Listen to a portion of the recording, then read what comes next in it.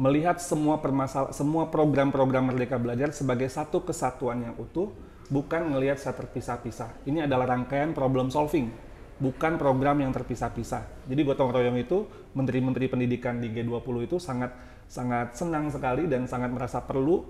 Ini adalah fondasi untuk rangka pemulihan global. Jadi negara-negara lain itu mengapresiasi gotong royong.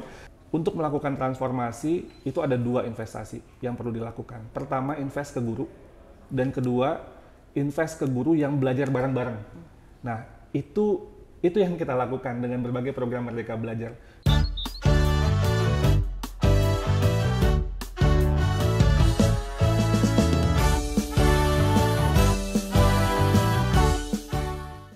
Sobat Mutu Pendidikan, jumpa lagi dalam bincang eksklusif bersama BBPMP Provinsi Jawa Tengah.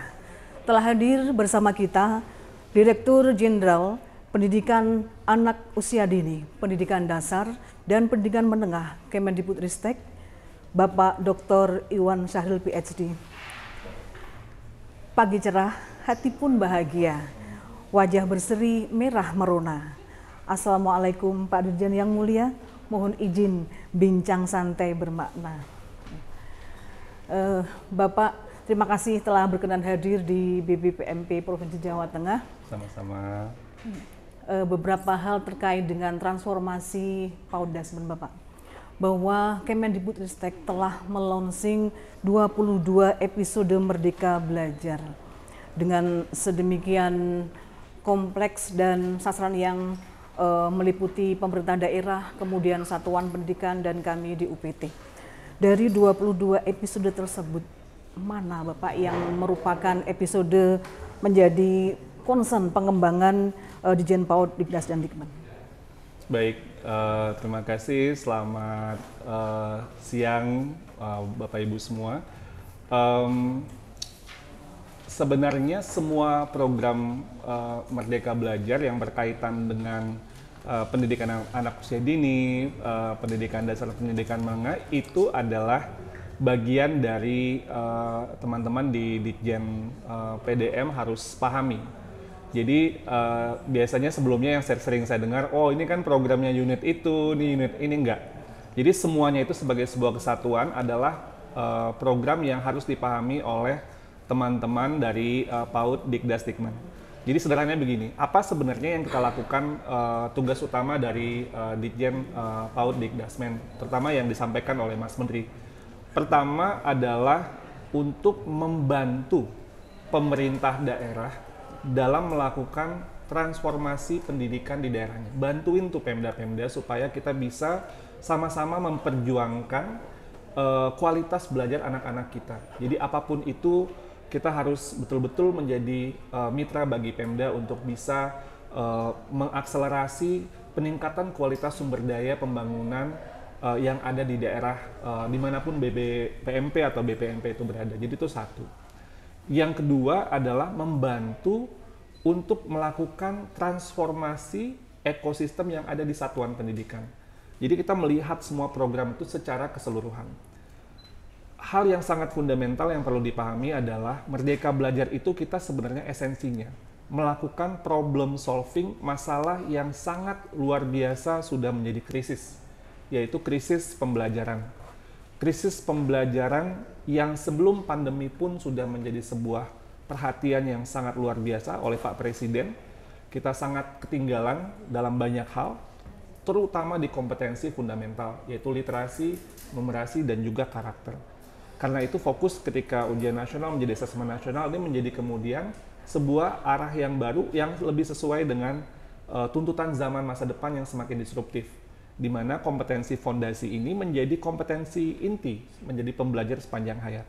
Nah, disinilah peran dari Ditjen PDM, bagaimana membantu Pemda-Pemda satuan pendidikan untuk bisa melakukan pembenahan dalam kompetensi fondasi yang menjadi modal SDM masa depan Indonesia. Jadi Indonesia Emas, SDM unggul yang diminta oleh Pak Presiden, itu kita perjuangkan sama-sama. Jadi itu satu, pemulihan. Jadi kata kuncinya, problem solving, krisis pembelajaran, pertama dengan pemulihan, terutama kompetensi fondasi. Yang kedua, kita diminta Ditjen PDM ini diminta untuk melakukan transformasi. Jadi pesan Pak Presiden, jangan hanya kita melakukan mengejar ketertinggalan saja, dan Mas Menteri diminta untuk ayo lakukan lompatan ke depan. Nah, lompatan ini kita namakan transformasi pembelajaran. Transformasi pembelajaran ini tentunya yang paling kelihatan itu dengan kurikulum merdeka, di mana cara pembelajaran yang berpihak pada murid kita simplifikasi kurikulumnya menjadi 30% kontennya lebih sedikit daripada yang sebelumnya.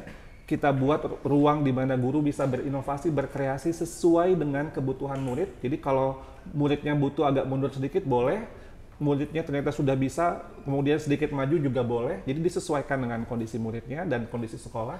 Dan juga bisa ada namanya project based learning, di mana masa depan pembelajaran itu adalah lintas disiplin. Tidak ada lagi sekat-sekat antara mapel ini dengan mapel itu. Ini kita ingin dorong terjadinya interaksi lintas mapel. Nah, disinilah PDM, Ditjen PAUD Dikdasdikmen ini perlu untuk melakukan konsolidasi bersama-sama antar tim di Kemendikbudristek ketika nanti bareng-bareng untuk melakukan advokasi atau melakukan berbagai macam dukungan-dukungan untuk pemerintah daerah, untuk satuan pendidikan. Kita bantu untuk melakukan transformasi pembelajaran. Ada berbagai macam teknologi sebagai alat bantu ya Ibu ya, jadi bukan sebagai tujuan, teknologi itu alat bantu untuk mengakselerasi itu semua. Jadi kita menggunakan teknologi untuk mengakselerasi semuanya, baik dalam pemulihan pembelajaran dan juga melakukan transformasi pembelajaran. Baik Bapak, beberapa poin yang saya garis bawahi tadi. Yang pertama bahwa sebagai problem solver atas persoalan di pembelajaran di sekolah gitu. Nah, kemudian adanya lompatan-lompatan yang perlu dilakukan dalam konteks untuk percepatan itu. Nah, kembali kepada PDM dengan UPT-nya, kami di BPPMP Jawa Tengah, strategi apa nih Bapak yang kami perlu lakukan ya untuk melakukan percepatan itu, sekaligus juga sebagai problem solver dengan berbagai macam aktivitas di satuan pendidikan, kemudian di pemerintah daerah? Ada 3 strateginya. Ini buat semua UPT PDM ya, harus hafal dan harus dimaknai dengan baik. Pertama, terintegrasi. Melihat semua program-program Merdeka Belajar sebagai satu kesatuan yang utuh, bukan melihat secara terpisah-pisah. Ini adalah rangkaian problem solving, bukan program yang terpisah-pisah, di mana kita melihat data, kemudian kita maknai data, mana masalah yang kemudian perlu menjadi prioritas, apa kira-kira upaya opsi-opsi rekomendasi untuk bisa kita lakukan, lalu kita lakukan pemecahan masalah secara berkelanjutan yang dibantu dengan berbagai macam alat bantu seperti platform Merdeka Mengajar, ada rapor pendidikan dan sebagainya. Ini sebenarnya alat bantu, tapi kita melakukan logika problem solving, tapi melihat secara terintegrasi, jangan melihat terpisah-pisah. Kedua, harus gotong royong. Jadi nggak akan mungkin kita bisa menyelesaikan masalah yang sangat demikian kompleks tanpa ada semangat gotong royong. Kita percaya, Merdeka Belajar percaya, bahwa kita bisa mengatasi semua masalah kita dengan filosofi kearifan lokal bangsa Indonesia, itu gotong royong. By the way, waktu kemarin di G20, saya kan juga ikut sebagai chair dari Education Working Group di G20. Kita mengangkat gotong royong, Mas Menteri mengenalkan gotong royong, dan itu dengan serempak negara-negara G20 itu mengapresiasi, bahkan meminta gotong royong masuk dalam deklarasi dan masuk dalam laporan yang kita presentasikan di PBB, di sidang umum PBB di bulan September yang lalu, sebagai bagian dari kerangka pemulihan pendidikan global. Jadi gotong royong itu, menteri-menteri pendidikan di G20 itu sangat senang sekali dan sangat merasa perlu. Ini adalah fondasi untuk kerangka pemulihan global. Jadi negara-negara lain itu mengapresiasi gotong royong, dan karena dilihat ini filosofi yang, karena gotong royong itu bukan sekedar kolaborasi, ada sense of empathy di situ, kita empati secara sosial, dan kita juga ada collective responsibility. Kita melakukan tanggung jawab bersama-sama secara kolektif dalam memecahkan masalah. Walaupun tuh nggak langsung ke kita, tapi kita ngerasa ayo kita bantuin teman kita yang itu. Itulah filosofi penggerak. Guru penggerak, sekolah penggerak, organisasi penggerak, semuanya itu adalah, maksudnya penggerak itu kalau mau bagus, bukan bagus berprestasi sendirian, tapi bagus ketika menjadi manfaat bagi yang lebih banyak. Ayo bikin sama bagusnya, sehingga kita bisa sama-sama maju. Nah, ini yang filosofi yang kemudian diapresiasi juga oleh negara-negara G20. Jadi harus gotong royong. BPMP sama BGP, BBGP jangan sendirian, sama vokasi juga ya. Siap. Semuanya harus bergerak bareng-bareng. Dan yang ketiga, jadi pertama terintegrasi, lihat semua program, kerjanya gotong royong. Ketiga, harus bisa dengan melihat ekosistem. Ekosistem ini artinya semua yang ada dalam ekosistem tempat BBPMP berada itu adalah bagian dari pemangku kepentingan yang akan bersama-sama untuk memecahkan masalah. Tidak ada rotan akar pun jadi. Jangan terbatas hanya wah kita punya SDM cuma segini, sumber daya anggaran cuma segini, enggak. Dengan semangat gotong royong tadi semuanya bisa menjadi bagian dari solusi jika kita satu-satu tujuan. Tujuannya apa? Problem solving, krisis pembelajaran untuk anak-anak kita. Ini sangat penting sekali. Jika kita tidak melakukan sekarang intervensinya, maka mimpi untuk Indonesia Emas tidak akan bisa tercapai. Karena anak-anak yang ada sekarang di sekolah, mereka lah yang akan menjadi calon-calon pemimpin yang pada tahun 2045 nanti yang kita harapkan bisa mewujudkan mimpi Indonesia Emas. Luar biasa Bapak. Jadi berangkat dari budaya Indonesia, gotong royong itu internasional gitu ya. Nah, kemudian Bapak, ketika ada integrasi, kemudian gotong royong dan ekosistem yang perlu dibangun, tentu saja untuk mencapai lompatan ini perlu target, Bapak. Nah, apa nih target yang dicanangkan oleh PDM untuk kami di UPT ini? Target untuk UPT adalah bagaimana membantu semua Pemda yang ada di provinsi masing-masing untuk bisa melakukan problem solving itu. Jadi misalnya yang tentunya yang bisa kita lihat indikatornya apakah hasil dari kualitas pembelajaran semakin baik, apakah tingkat literasi yang terpenting ya, Ibu yang salah satu yang fondasi tadi itu literasi numerasinya sudah membaik atau masih jalan di tempat, apakah semakin aktif guru-gurunya untuk belajar bareng-bareng. Saya baru pulang dari India kemarin, ada direktur OECD namanya Andrea Shaler ya, itu yang dia mendirikan bagian education di OECD dari awal 2000 sampai sekarang. Dia bilang untuk melakukan transformasi itu ada 2 investasi yang perlu dilakukan. Pertama invest ke guru, dan kedua invest ke guru yang belajar bareng-bareng. Nah itu yang kita lakukan dengan berbagai program Merdeka Belajar.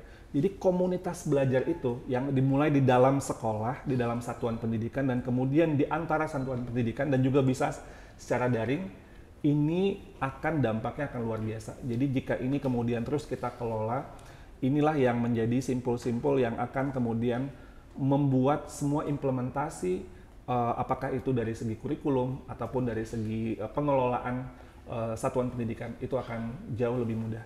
Karena ilmu yang terpenting itu sebenarnya praktisi berbagi sama praktisi. Jadi ini dari risetnya OECD ya yang kemudian oh iya itu ternyata kita lakukan.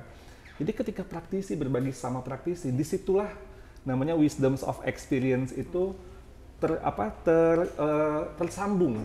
Jadi guru ini melakukan sesuatu yang luar biasa tapi dia nggak ngobrol. Jadi ya udah kesimpan aja sampai guru ini pensiun, nggak tahu guru yang lain. Tapi kalau dia terlibat dalam komunitas belajar, kehebatan ekspertis terbagi ke guru-guru yang lain, bahkan kemudian bisa dikembangkan lagi. Nah ini yang komunitas ini, ekosistem inilah yang kita harapkan terjadi di semua provinsi, semua Pemda di seluruh Indonesia. Tentunya disinilah peran dari BPMP untuk menjadi hub ya, untuk menjadi hub tempat bertemunya berbagai simpul-simpul ini yang tujuannya satu, yaitu untuk problem solving krisis pembelajaran. Baik Bapak, terakhir nih Bapak, kami mohon ada quote atau kalimat-kalimat bijak gitu dari Bapak untuk memotivasi kami semua, karena saya melihat teman-teman tadi ketika kita ada sesi dialog tadi begitu semangat gitu ya. Tentu saja quote ini akan menambah semangat teman-teman kami untuk lebih bergerak, kemudian membuat inovasi-inovasi sampai akhirnya terciptalah nanti pemulihan pembelajaran. Saya kalau ditanya gini saya malah bingung, karena ini, by the way Bapak Ibu nggak dipersiapkan ya, jadi ini saya nggak tahu mau bilang apa. Tapi yang terpikir oleh saya satu, kita tidak akan bisa menyelesaikan masalah dengan cara yang kita tahu sudah tidak akan menyelesaikan masalah. Jadi kalau kata Einstein, if we keep doing the same thing again and we expect different results, kita berharap hasilnya berbeda, itu sama dengan kegilaan katanya. Jadi Einstein melihat bahwa masalah yang baru harus kita memiliki sebuah sudut pandang yang baru sehingga kita bisa menyelesaikannya. Yang kedua, kita harus berani untuk berani gagal. Tidak akan mungkin kita bisa menghadirkan ide-ide baru, mencoba hal baru tanpa dalam perjalanan kita menemui kegagalan. Itu adalah journey perjalanan dari sebuah inovasi. Inovasi itu tidak melakukan satu ujuk-ujuk simsalabim langsung semuanya jadi bagus. Contoh yang sering saya kutip tuh Thomas Alva Edison waktu dia bola lampu listrik itu kan percobaan yang ke-1000. 10.000 apa ya? 1000. Jadi dia coba sekali gagal, 2 kali gagal, 3 kali gagal, terus sampai gagal. Terus dia ditanya sama wartawan, Anda ilmuwan banyak gagalnya daripada suksesnya, Anda ilmuwan gagal ya katanya. Kata Einstein Edison nggak kayak gitu. Saya bukan gagal, saya menemukan 999 cara untuk tidak menemukan bola lampu listrik, dan akhirnya saya menemukan satu cara untuk menemukan bola lampu listrik. Jadi maksudnya apa nih filosofinya? Dia melihat kegagalan itu adalah bagian pembelajaran untuk mencapai tujuan akhirnya. Jadi kegagalan itu adalah bagian dari journey. Saya ada satu buku yang sedang saya baca, judulnya The Obstacle is the Way. Rintangan itu adalah jalannya. Jadi jangan berharap kita melakukan sebuah perubahan dan kemudian tidak menemui rintangan. The obstacle is the way. Ekspektasi itu. Kuncinya apa? Mindset. Perception is everything. Jadi di situ dikatakan, dilihat dari berbagai studi kasus, orang-orang yang sukses menghadapi itu mindsetnya yang berbeda. Dia ngelihat persepsi terhadap rintangan itu, ada orang yang kemudian menyerah kalah, balik kepada apa yang sudah dilakukan sebelumnya dan akhirnya nggak akan pernah maju. Ada orang yang ngelihat, oke, apa yang kemudian bisa saya lakukan dengan situasi ini, dicoba itu, sampai akhirnya ketemu cara dan pada akhirnya bisa maju. Nah inilah yang mungkin kita perlukan untuk melakukan inovasi. Jangan takut gagal. Itu adalah rintangan bagian dari perjalanan. Dan yang ketiga, tidak akan mungkin, ini saya ngutip Mas Menteri, tidak akan mungkin kita melakukan inovasi tanpa kolaborasi. Itu nggak akan pernah terjadi. Jadi hanya dengan berkolaborasilah kita kemudian bisa menghasilkan inovasi, ide-ide saling berinteraksi, dan akhirnya kita menemukan solusi yang terbaik. Jadi mungkin kira-kira 3 itu yang bisa saya yang teringat oleh saya dan bisa saya sampaikan. Terima kasih. Ya, justru kegagalan itu malah sebuah investasi gitu ya Pak, investasi untuk keberhasilan itu sendiri. Iya. Betul. Baik, terima kasih Pak Dirjen, perbincangan singkat namun sangat syarat dengan makna. Terima kasih Bapak berkenan hadir pada bincang eksklusif kali ini. Terima kasih sahabat Mutu yang saya hormati, demikian bincang eksklusif kita dengan Bapak Direktur Jenderal Pendidikan Anak Usia Dini, Pendidikan Dasar dan Pendidikan Menengah Kemendikbudristek, Bapak Dr. Iwan Syaril PhD. Terima kasih, sampai jumpa lagi pada kesempatan berikutnya.